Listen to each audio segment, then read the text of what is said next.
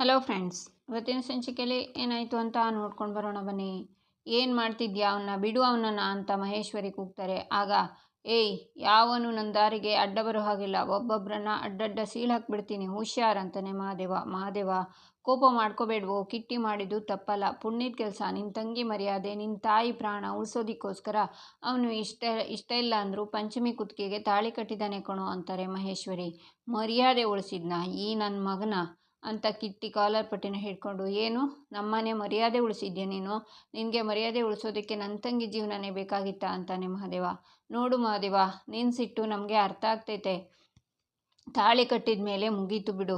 ನೋಡಪ್ಪ, ಅಗ್ನಿ ಸಾಕ್ಷಿಯಾಗಿ ನೂರಾರು ಜನಗಳ ಮುಂದೆ ಮದುವೆ ಆಗೈತೆ, ಯಾರ ಹಣೆಯಲ್ಲಿ ಯಾರ ಹೆಸರಿದೆಯೋ ಯಾರಿಗೆ ಗೊತ್ತು, ಇದೆಲ್ಲ ವಿಧಿ ಬರಹ ಕಣಪ್ಪ, ಸುಮ್ಮನೆ ಇರಬೇಕು ಅಂತಾರೆ ಅಲ್ಲಿರೋರು.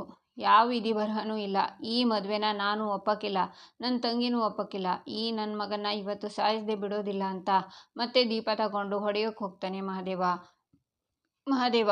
ಕಿಟ್ಟಿ ಈಗ ನಿಮ್ಮನೆ ಅಳಿಯ, ಪಂಚಮಿ ಕೊರಳಲ್ಲಿ ಅವನು ಕಟ್ಟಿದ ತಾಳಿ ಇದೆ, ಈಗ ಗಲಾಟೆ ಮಾಡಿ ಏನು ಪ್ರಯೋಜನ? ಮುಂದೆ ಆಲೋಚನೆ ಮಾಡಬೇಕಾಗಿರೋದು ಪಂಚಮಿ ಜೀವನ ಅಂತಾರೆ ಬಂದಿರೋರು. ಆಗ ಮಹಾದೇವ ಅಳ್ತಾನೆ. ಚೇತನ್ ಬಂದು, ಯಾಕೆ ಪಂಚಮಿ ಹೀಗೆ ಮಾಡಿದೆ? ನಾನು ನಿನ್ನ ಮದುವೆ ಆಗ್ತೀನಿ ಅಂತ ಮಾತು ಕೊಟ್ಟಿರ್ಲಿಲ್ವಾ? ನನ್ನ ಮೇಲೆ ನಂಬಿಕೆನೇ ಇಲ್ವಾ ನಿನಗೆ? ಒಂದೇ ಒಂದು ಕ್ಷಣ ನನಗೋಸ್ಕರ ತಡೆಯೋಕ್ಕಾಗಲಿಲ್ವಾ ನಿನಗೆ ಅಂತ ಅಳ್ತಾನೆ. ಆಗ ಅವನಪ್ಪ ಬಂದು, ಯಾಕೋ ಚೇತನ್ ಹೀಗೆ ಮಾಡಿದೆ? ಕಲ್ಯಾಣ ಮಂಟಪ ಬಿಟ್ಟು ಎಲ್ಲಿಗೋ ಓಡೋಗಿದ್ದೆ, ಮರ್ಯಾದೆ ಎಲ್ಲ ತೆಗೆದ್ಬಿಟ್ಟಿಯಲ್ಲೋ ಅಂತಾರೆ. ಇಲ್ಲಪ್ಪ, ನಾನು ಓಡೋಗಿರ್ಲಿಲ್ಲ, ಯಾರೋ ನನ್ನ ಕಿಡ್ನಾಪ್ ಮಾಡಿದ್ರು, ನನ್ನ ಕೈಕಾಲು ಕಟ್ಟಾಕಿ ಯಾವುದೋ ಹಳೆ ಬಿಲ್ಡಿಂಗ್ನಲ್ಲಿ ಕೂಡ್ ಹಾಕಿದ್ರು, ನನ್ನ ಸಾಯಿಸೋಕೆ ನೋಡಿದ್ರಪ್ಪ. ಅದೇ ಸಮಯಕ್ಕೆ ಮಹದೇವಣ್ಣ ರಾಮಣ್ಣ ಬಂದು ನನ್ನ ಕಾಪಾಡಿದ್ರು, ಅವರೇನಾದರೂ ಬರಲಿಲ್ಲ ಅಂದಿದ್ರೆ ನಾನು ಜೀವಂತವಾಗಿ ಇಲ್ಲಿ ಇರ್ತಿರ್ಲಿಲ್ಲಪ್ಪ. ನಾನು ಪಂಚಮಿನ ಮದುವೆ ಆಗಬಾರ್ದು ಅಂತ ಯಾರೋ ದೊಡ್ಡ ಪ್ಲ್ಯಾನ್ ಮಾಡಿ ಕೆಲಸ ಮಾಡಿದ್ದಾರೆ ಅಪ್ಪ. ಮಹದೇವಣ್ಣ, ಇದೆಲ್ಲ ಹೇಗೆ ಸಾಧ್ಯ? ಇದನ್ನು ನೋಡೋಕ್ಕಂತ ನನ್ನನ್ನು ಅಲ್ಲಿಂದ ಜೀವಂತವಾಗಿ ಕರ್ಕೊಂಡು ಬಂದಿದ್ದು, ನನಗೆ ಬದುಕೋಕೆ ಆಸೆ ಇಲ್ಲಣ್ಣ, ದಯವಿಟ್ಟು ನನ್ನ ಸಾಯಿಸ್ಬಿಡೋಣ ಅಂತ ಚೇತನ್ ಅಳ್ತಾನೆ. ಅಣ್ಣ, ಪಂಚಮಿ ಇಲ್ಲದೆ ನಾನು ಬದುಕಲ್ಲ ಅಣ್ಣ, ಹೇಗಾದರೂ ಮಾಡಿ ದಯವಿಟ್ಟು ಪಂಚಮಿ ಜೊತೆ ನನ್ನ ಮದುವೆ ಮಾಡೋಣ, ನಿನ್ನ ತಮ್ಮಯ್ಯ ಅಂತೀನಿ.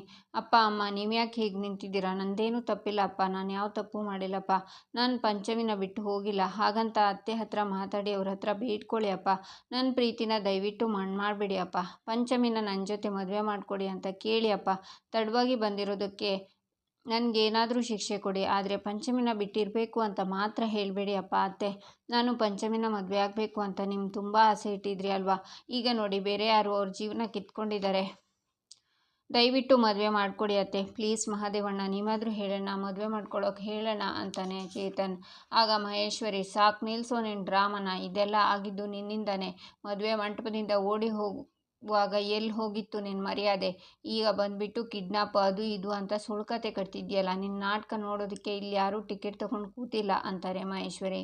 ಅಯ್ಯೋ, ನಾನು ನಾಟಕ ಆಡಿಲ್ಲ, ಬೇಕಿದ್ರೆ ನಿಮ್ಮ ಮಗನ್ನೇ ಕೇಳಿ ಅಂತಾನೆ ಚೇತನ್. ಇರ್ಬೋದು, ಆದರೆ ಈಗ ಪಂಚಮಿಗೆ ಮದುವೆ ಆಗೋಗಿದೆ, ಈಗ ಬಂದುಬಿಟ್ಟು ಹೇಗಾದರೂ ಮಾಡಿ ಅಂದರೆ ಅವಳೇನು ಕಡುಬ ಹಾಗೆ ಹಂಚೋದಕ್ಕೆ? ನಾಚಿಕೆ ಆಗಲ್ವ ನಿನಗೆ? ನೋಡಿ, ನಿಮಗೆ ಸ್ವಲ್ಪನಾದರೂ ಮಾನ ಮರ್ಯಾದೆ ಇದ್ದರೆ ಈಗಲೇ ಇವನ್ನ ಕರ್ಕೊಂಡು ಮಂಟಪ ಬಿಟ್ಟು ಹೊರಡಿ, ಮದುವೆ ಆದಮೇಲೆ ಬಂದು ಹೀಗೆಲ್ಲ ರಂಪಾಟ ಮಾಡೋದಕ್ಕೆ ನಾಚಿಕೆ ಆಗಲ್ಲ ನಿಮಗೆ? ಕಿಟ್ಟಿ ಈಗ ನಮ್ಮನೆ ಅಳಿಯ, ಪಂಚಮಿ ಅವನ ಹೆಂಡತಿ, ಇನ್ನೊಂದು ಸಲ ಇವನ ಬಾಯಲ್ಲಿ ಪಂಚಮಿ ಅನ್ನೋ ಹೆಸರು ಬಂದರೆ ಚೆನ್ನಾಗಿರಲ್ಲ, ಹೇಳ್ತಿದ್ದೀನಿ, ಮೊದಲು ಹೋಗಿ ಇಲ್ಲಿಂದ ಅಂತ ಚೇತನ್ನ ತಳ್ತಾರೆ ಮಹೇಶ್ವರಿ. ಆಗ ಚೇತನ್ ಅಪ್ಪ ಅಮ್ಮ ಅವನ ಜೊತೆ ಹೋಗ್ತಾರೆ. ಮಹಾದೇವ ಅಮ್ಮನ ಹತ್ರ ಬಂದು, ಅಮ್ಮ, ನೀನು ಹೇಗಮ್ಮ ಈ ಮದುವೆಗೆ ಒಪ್ಪಿಗೆ ಕೊಟ್ಟೆ? ಚೇತನ್ನ ಕರ್ಕೊಂಡು ಬರ್ತೀನಿ ಅಂತ ಹೇಳಿದ್ದೆ ತಾನೆ, ಆದರೂ ಯಾಕಮ್ಮ ಒಪ್ಪಿಗೆ ಕೊಟ್ಟೆ? ಯಾಕಮ್ಮ ಅವಸರ ಮಾಡಿದೆ? ಚಿಕ್ಕಪ್ಪ, ನೀವ್ಯಾಕೆ ತಡೀಲಿಲ್ಲ ಚಿಕ್ಕಪ್ಪ? ಯಾಕಿಂತ ಅನಾಹುತ ಆಗೋದಿಕ್ಕೆ ಬಿಟ್ರಿ? ಕಣ್ಣು ಮುಂದೆ ಮಗಳ ಜೀವನ ಹಾಳಾಯ್ತಿದ್ರು, ಯಾಕೆ ಚಿಕ್ಕಪ್ಪ ತಡೀಲಿಲ್ಲ ನೀವು ಅಂತ ಅಳ್ತಾನೆ ಮಹಾದೇವ. ಸಮಾಧಾನ ಮಾಡ್ಕೊ ಮಹಾದೇವ, ನಾವೆಲ್ಲ ಅಸಹಾಯಕಾರಿ ಆದ್ವಿಯಪ್ಪ, ಅತ್ತಿಗೆ ಪ್ರಜ್ಞೆ ಕಳ್ಕೊಂಡ್ಲು, ಎಲ್ಲಿ ತನ್ನ ತಾಯಿ ಜೀವ ಹೋಗುತ್ತೋ ಅಂತ ಪಾಪ ಪಂಚಮಿ ಈ ಮದುವೆಗೆ ಒಪ್ಕೊಂಡ್ಲು, ಯಾರಿಗೆ ಸಮಾಧಾನ ಮಾಡಬೇಕು, ಯಾರನ್ನು ನೋಡ್ಕೋಬೇಕು ಒಂದು ತಿಳಿಲಿಲ್ಲ ಕಣಪ್ಪ ಅಂತಾರೆ ಶ್ರೀಧರ. ನೀವೇ ಹೀಗಂದ್ರೆ ಹೇಗೆ ಚಿಕ್ಕಪ್ಪ? ಲೋ ರಾಮು, ನೋಡಿದ್ಯಾ ಏನೇನೆಲ್ಲ ಆಗೋಯ್ತು ಅಂತಾನೆ ಮಹಾದೇವ. ಅಣ್ಣ, ನಮ್ಮಿಬ್ಬರಲ್ಲಿ ಒಬ್ಬರು ಇಲ್ಲಿರ್ಬೇಕಿತ್ತಣ್ಣ, ತಪ್ಪಾಗೋಯ್ತು, ಈಗ ಬೇರೆಯವ್ರಿಗಂದು ಏನು ಪ್ರಯೋಜನ ಅಂತಾನೆ ರಾಮ್. ನಾವು ಇರಲಿಲ್ಲ ಕಣ್ಲಾ, ಇವರೆಲ್ಲ ಇಲ್ಲೇ ಇದ್ದಿದ್ರು ತಾನೆ, ಅಂತ ಕಾವ್ಯನ ಹತ್ರ ಬಂದು, ಕಾವ್ಯ, ನೀನು ಓದ್ಕೊಂಡಿದ್ಯಾ, ಬಹು ಬುದ್ಧಿವಂತೆ ಇದೆಯಾ, ನಿನಗೆ ಗೊತ್ತಿಲ್ವೇ, ನಮ್ಮ ಪಂಚಮಿ ಆ ಚೇತನ್ನ ಪಿರೂತಿ ಮಾಡ್ತಿದ್ಲು, ಅವಳನ್ನು ಅವನಿಗೆ ಕೊಟ್ಟು ಮದುವೆ ಮಾಡಬೇಕು ಅಂತ ನೀನು ಯಾಕಮ್ಮಿ ತಡಿಲಿಲ್ಲ? ಪ್ರೇಮ ಅವರು, ನೀವು ಯಾಕೆ ತಡಿಲಿಲ್ಲ ಅಂತಾನೆ ಮಹಾದೇವ. ಈ ಮದುವೆ ತಡೆಯೋದಕ್ಕೆ ನಾವು ತುಂಬಾ ಪ್ರಯತ್ನ ಪಟ್ವಿ ಮಹಾದೇವ, ಆದರೆ ಯಾರೋ ನಮ್ಮನ್ನು ಸ್ಟೋರ್ ರೂಮಲ್ಲಿ ಕೂಡಾಕ್ಬಿಟ್ಟಿದ್ರು ಅಂತಾಳೆ ಕಾವ್ಯ. ಮಹಾದೇವ ಅವರೇ, ಬಹುಶಃ ಚೇತನ್ನ ಕಿಡ್ನಾಪ್ ಮಾಡಿರೋರೇ ಈ ಕೆಲಸ ಮಾಡಿರ್ಬೋದು ಅಂತ ಅನಿಸ್ತಿದೆ. ನಮ್ಮನ್ನು ಕೂಡಾಕಿ ಕಟ್ ಹಾಕ್ದಾಗಿತ್ತು ಅಂತಾಳೆ ಪ್ರೇಮ. ಒತ್ತಾಯಕ್ಕೆ ಕಟ್ಬಿದ್ದು ಈ ಮದುವೆ ಆಗಬೇಡ ಪಂಚಮಿ ಅಂತ ನಾವು ತುಂಬಾ ಬೇಡ್ಕೊಂಡ್ವಿ, ಆದರೆ ಅಂತ ಅಳ್ತಾಳೆ ಕಾವ್ಯ. ಆಗ ಮಹಾದೇವ ಪಂಚಮಿ ಹತ್ರ ಕೂತ್ಕೊಂಡು, ಪಂಚಮಿ ಅವ್ವ, ಯಾಕವ್ವ ಇಂಥ ತಪ್ಪು ಮಾಡ್ಕೊಂಡ್ಬಿಟ್ಟೆ? ಚೇತನ್ ನಿನಗೆ ಜೊತೆನಾಗೆ ಇರ್ತೀನಿ ಅಂತ ಮಾತು ಕೊಟ್ಟಿದ್ದ ತಾನೆ, ಆದರೂ ಯಾಕವ್ವ ನೀನು ಕಾಯಲಿಲ್ಲ? ಆ ಕಿಟ್ಟಿ ತಾಳಿ ಕಟ್ಟಬೇಕಾದ್ರೆ ನೀನು ನಿನ್ನ ಕೊರಳು ಒಡ್ಬಾರ್ದಿತ್ತು ಕಣವ, ನಿನ್ನ ಜೀವನ ನೀನೇ ಯಾಕಮ್ಮ ಹಾಳು ಮಾಡ್ಕೊಂಡ್ಬಿಟ್ಟೆ ಅಂತಾನೆ ಮಹಾದೇವ. ಅಮ್ಮಂಗೆ ಪ್ರಜ್ಞೆ ತಪ್ಪಿದ್ದಕ್ಕೆ ಹಾಗೆ ಮಾಡಿದೆ ಅಂತ ಸನ್ನೆಯಲ್ಲಿ ಹೇಳ್ತಾಳೆ ಪಂಚಮಿ. ಏನಾಗ್ತಿತ್ತವ, 4 ಜನ 4 ಮಾತಾಡೋರು 4 ಮಾತಾಡ್ತಿದ್ರು. ಸ್ವಲ್ಪ ದಿನ ಆದಮೇಲೆ ಅವ್ರ ಬಾಯಿ ಮುಚ್ಕೊಂಡು ಕೂತ್ಕೋತಿದ್ರು. ಯಾವನೋ ಮಾತಾಡ್ತೇನೆ ಅಂತ ನಿನ್ನ ಬಾಳನ್ನೇ ಹಾಳು ಮಾಡ್ಕೊಂಡ್ಯಾ ಪಂಚಮಿ ಅಂತ ಮಹಾದೇವ ಪಂಚಮಿನ ತಬ್ಕೊಂಡು ಅಳ್ತಾನೆ. ಪಂಚಮಿನೂ ಅಳ್ತಾಳೆ. ಮಹಾದೇವ, ಸಮಾಧಾನ ಮಾಡ್ಕೊಳ್ಳೋ ಮಹಾದೇವ, ನಿನಗೆ ಕೋಪ ಬರೋದು ಸಹಜ, ಆದರೆ ಆ ಸಮಯದಲ್ಲಿ ಪರಿಸ್ಥಿತಿ ಹಾಗಿರಲಿಲ್ಲ.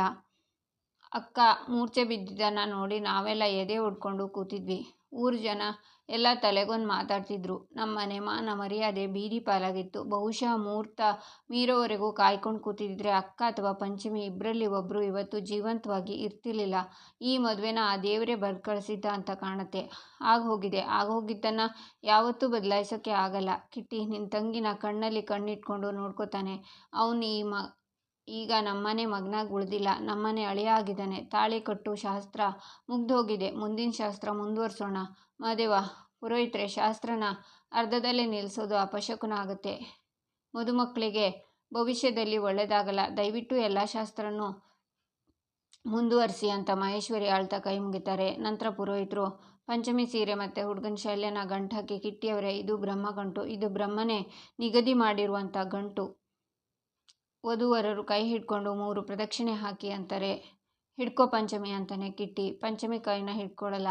ನಿನಗೆ ಇಷ್ಟ ಇಲ್ಲ ಅಂದರೆ ನನ್ನ ಕೈ ಹಿಡ್ಕೊಳಲ್ಲ, ಆದರೆ ಶಾಸ್ತ್ರ ಆಗಬೇಕಲ್ವಾ, ಹಿಡ್ಕೋ ಅಂತಾನೆ ಕಿಟ್ಟಿ. ಆಗ ಪಂಚಮಿ ಮನಸ್ಸಿಲ್ಲದೆ ಕೈನ ಹಿಡ್ಕೋತಾಳೆ. ಎಲ್ಲರೂ ಬೇಜಾರಿಂದ ನೋಡ್ತಾ ಇರ್ತಾರೆ. ಇಲ್ಲಿಗೆ ಈ ಸಂಚಿಕೆ ಮುಕ್ತಾಯವಾಗುತ್ತೆ. ಮುಂದಿನ ಸಂಚಿಕೆಗಾಗಿ ನಮ್ಮ ಚಾನಲನ್ನು ನೋಡಿ ಸಬ್ಸ್ಕ್ರೈಬ್ ಮಾಡಿ, ಲೈಕ್ ಮಾಡಿ, ಸಪೋರ್ಟ್ ಮಾಡೋದನ್ನು ಮರಿಬೇಡಿ.